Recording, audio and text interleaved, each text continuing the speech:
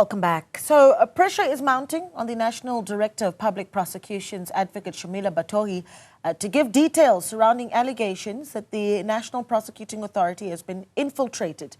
The EFF, for instance, is calling for an urgent parliamentary debate on her claims. We are joined by official opposition, the MK party's Mzwanele Manyi, this evening. Mr. Manyi, a good evening to you. Thank you so much for joining us. This is going to be, I think, a very critical discussion in the country, considering the importance of the National Prosecuting Authority. And when you have an NDPP who backtracks on allegations that there has been infiltration of the authority, it does raise concern. Of course, she was called to the office of the Justice Minister to explain some of these claims.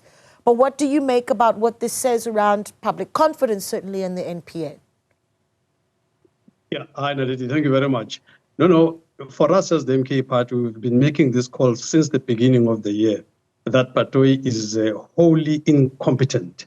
As it were, even on the 16th of May, we wrote a letter to Mr. Ramaphosa to suspend her pending investigation, because we really think that having her in that office undermines the entire criminal justice system. She's been totally incompetent. You know, this latest allegations that I hear now, you're saying she has even backtracked on them.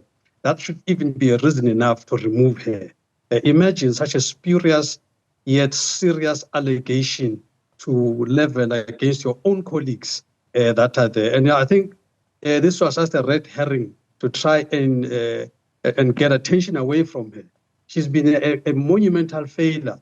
You know, very briefly, I can look at even 6 categories of failure, because I've been thinking about this. She has failed in her ability to perform her functions efficiently, which is a reason enough, by the way, to have her suspended.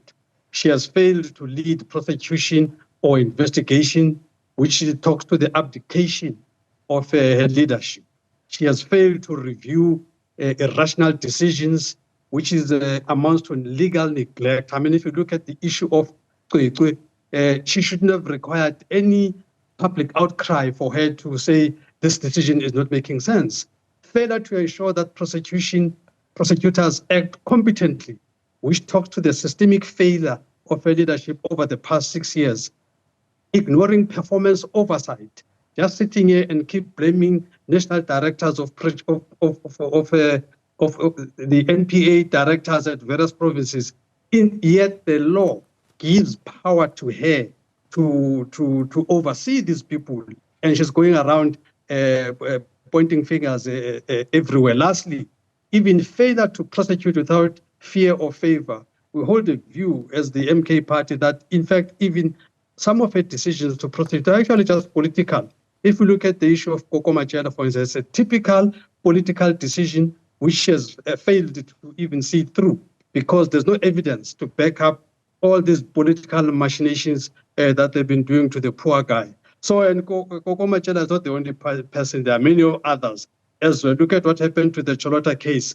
Look at what happened to Ace. Ace, even today, still sits without anything proper, which we can see that Batohi is just a tool for the establishment to settle political scores.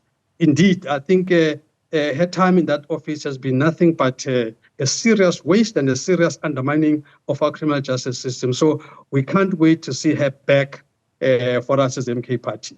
And I want to go back to that list that you've given me of, you know, the failures that you talk about, and you say the failure to review irrational decisions is one of them.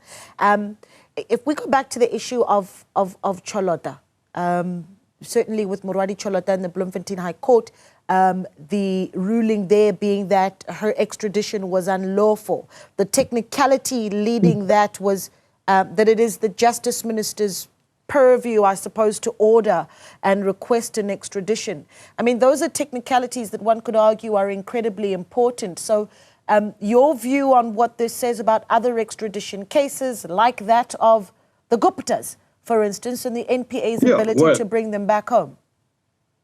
Indeed. And the worst thing about that one is that she goes to the public and lie and says all kinds of things to create the impression that she's on track, when the truth of the matter is that we have a court judgment from the Dubai court somewhere 2023 April, which says that in terms of the treaty that South Africa has with Dubai, for you to have your extradition executed, you must have warrants of arrest. And on both fraud and corruption charges, there is no valid warrant of arrest.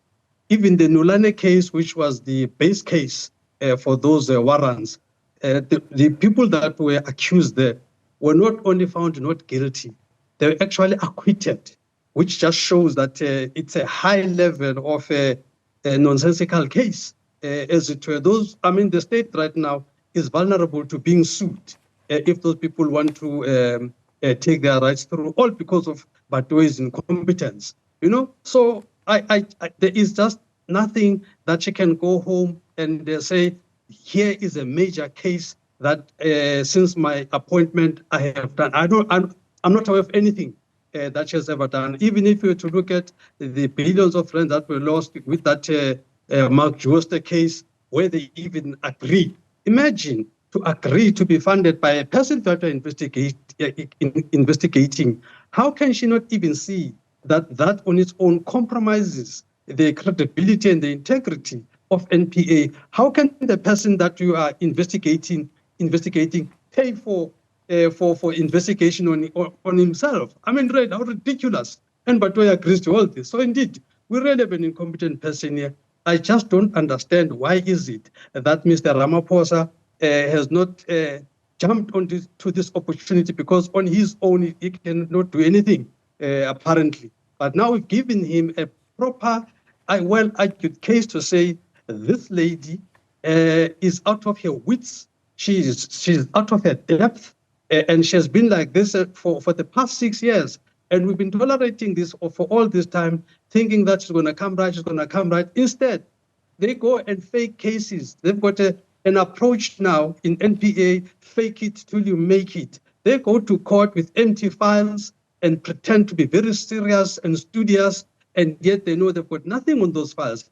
What kind of a charade is this? Why is it that South Africa is tolerating this? So for us as MK Party, we just really can't wait for Mr. Ramaphosa to do what we've asked him to do on the 16th of May. And as I say, we've been on this case since the beginning of the year and all of that. But now we've brought it to where it must be actioned.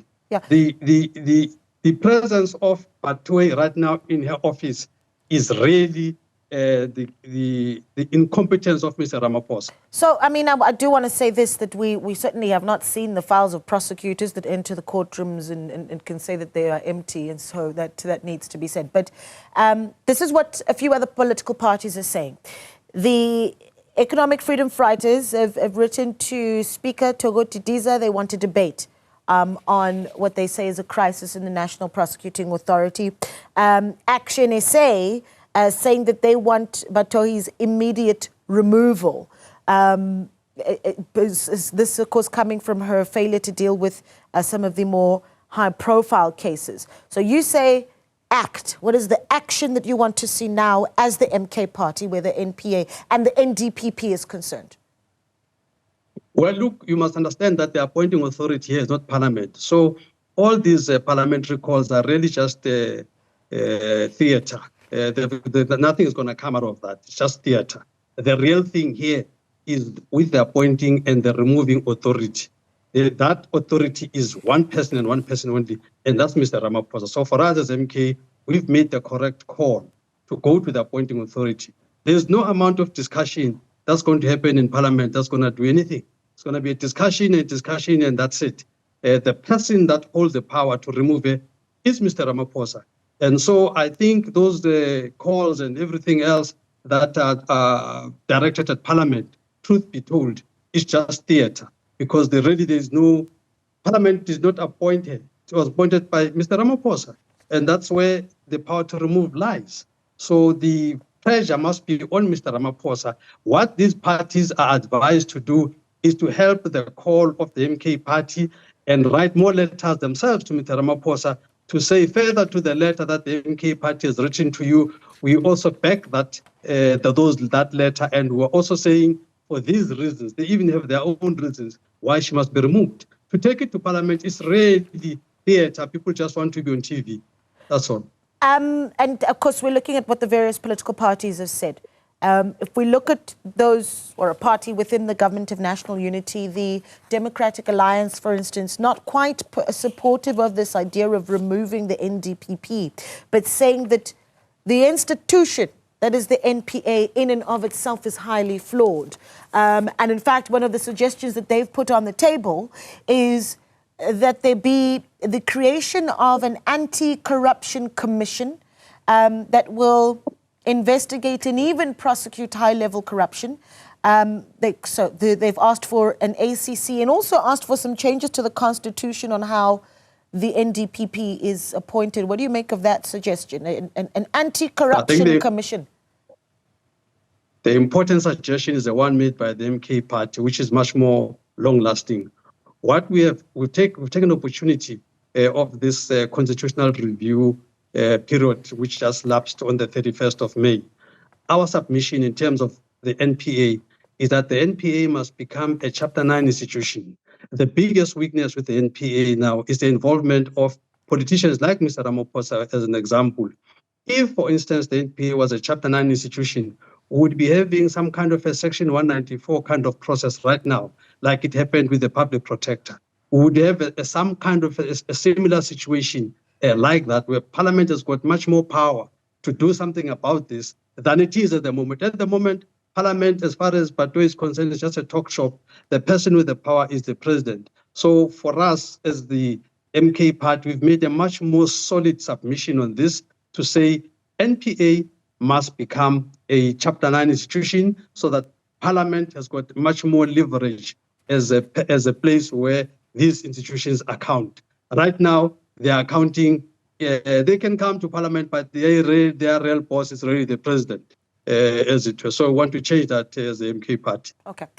Mr. Manyi, we do appreciate your time this evening. Thank you so much. That's Mzwanele Manyi there of the uMkhonto weSizwe party, speaking to us about their views on what needs to be done moving forward, certainly with some of the instability, concerns around the National Prosecuting Authority's ability to continue its work under the leadership of the current NDPP. You're still watching Newsfeed PM, late edition. We've got your headlines at the top of the hour. Please stay with us.